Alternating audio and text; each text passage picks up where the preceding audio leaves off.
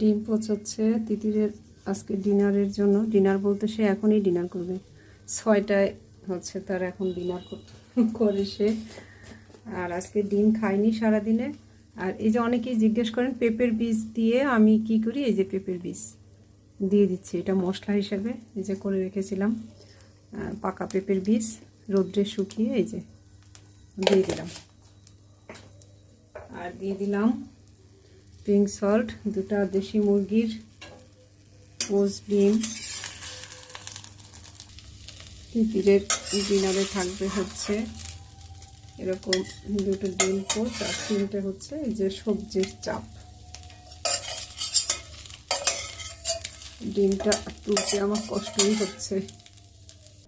এই হচ্ছে তিতিরের আজকের ডিনার। এখানে 3টা সবজির চাপ আর হচ্ছে 2টো মুরগির ডিম পোচ। আজকে সারাদিনে সে ডিম খায়নি, তাই এখানে গাজর, তেলাকুচা শাক, বরবটি, ধনেপাতা, পেঁয়াজ দিয়ে অল্প একটু চালের গুঁড়া দিয়ে এই চাপটা বানিয়ে নিয়েছি।